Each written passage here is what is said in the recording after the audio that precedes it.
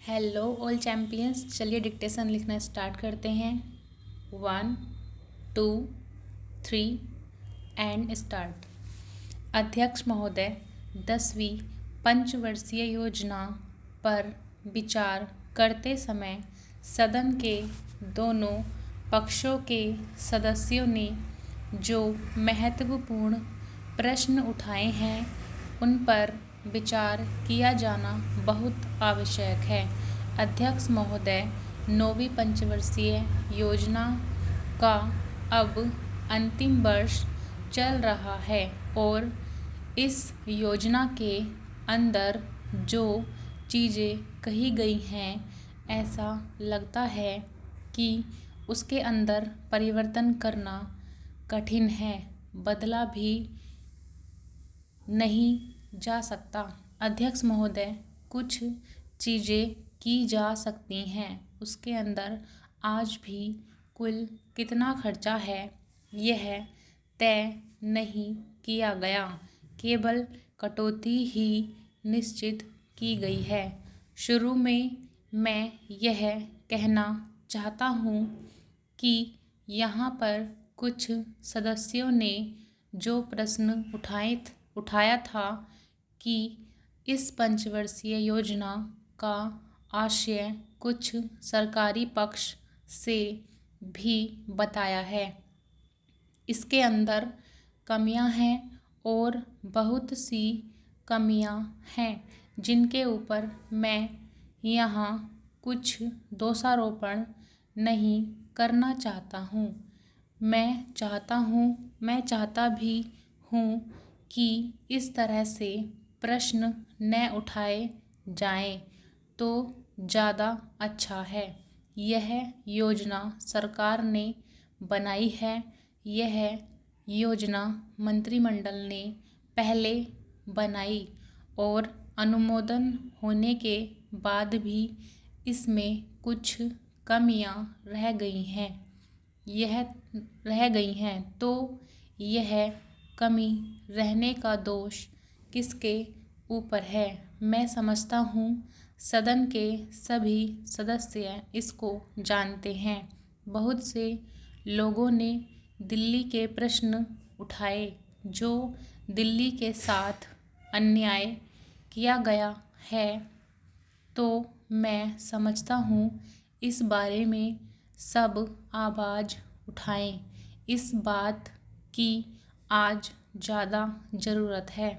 मैं यह कहना चाहता हूँ भारत सरकार से या जिन्होंने ये सारी योजनाएं बनाई, उन्होंने वास्तव में यहाँ के साथ बड़ा बुरा किया, यहाँ के साथ अन्याय किया, क्योंकि उन्होंने इस पंचवर्षीय योजना को बनाते समय ध्यान नहीं दिया कि क्या योजना बना रहे हैं गलत बना रहे हैं या सही बना रहे हैं, इनसे क्या लाभ हानि होगा, इन सब बातों पर उन्होंने विचार नहीं किया।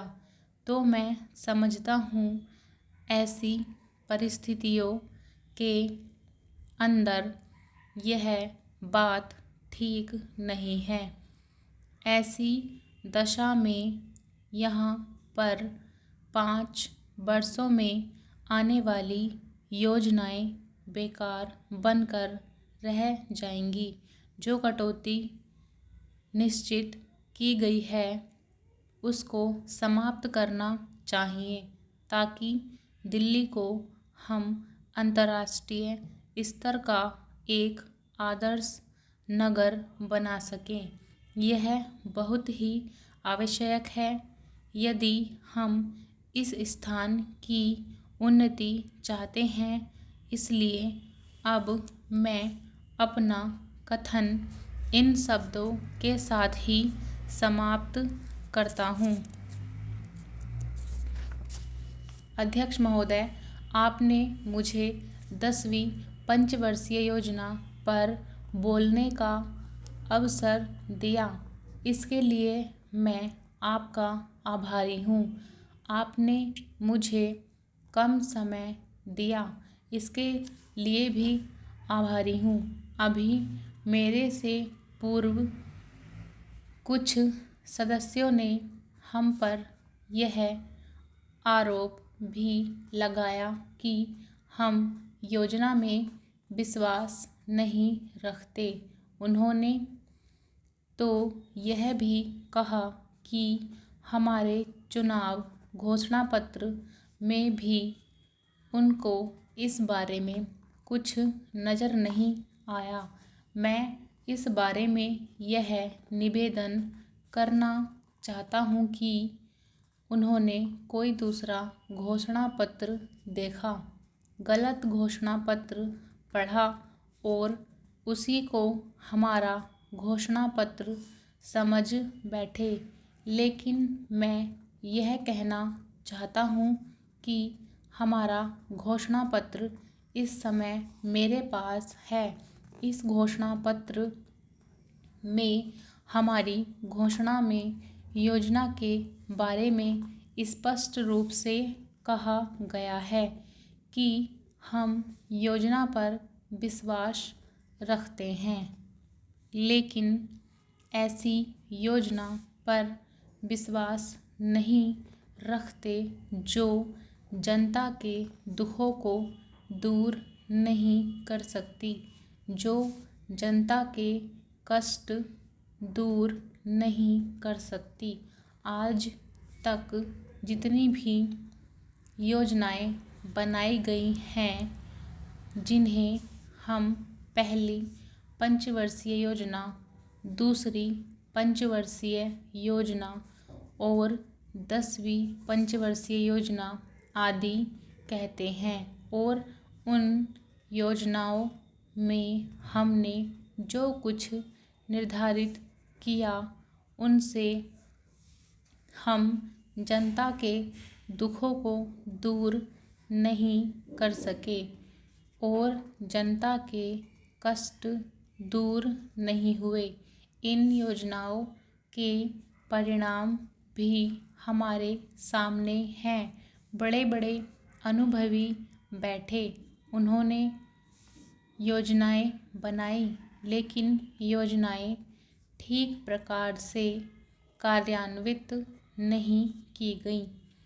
उन योजनाओं में काफ़ी दोष थे, जिसके कारण ये योजनाएं लोगों के दुखों को दूर नहीं कर सकीं। लोग दुखी ही रहे। मैं यहाँ पर कहना चाहता हूँ कि जो हमारी योजना थी उसका परिणाम क्या निकला।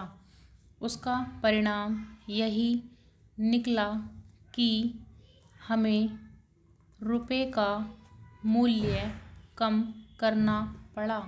जो योजना होती है वह राष्ट्रधन को ऊंचा करने के लिए बनाई जाती है, लेकिन हमारे सामने आंकड़े हैं।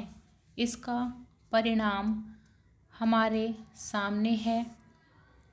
हमने अब तक 9 पंचवर्षीय योजनाएं कार्यान्वित की हैं, लेकिन हमारी प्रति व्यक्ति आय में और जीवन स्तर में अपेक्षित वृद्धि नहीं हुई है। यह दुख की बात है। मैं यह कहना चाहता हूँ कि हमारा ऐसी योजना में विश्वास नहीं है जो जनता के कष्टों को, जनता के दुखों को दूर न कर सके। हम ऐसी योजनाओं पर विश्वास करते हैं जो उनकी आयु बढ़ा सके, उनका आर्थिक विकास कर सके, उन्हें उन्नत कर सके। Stop. Keep practicing, like and share my video and subscribe to my channel for more. Thank you so much for watching. Bye bye.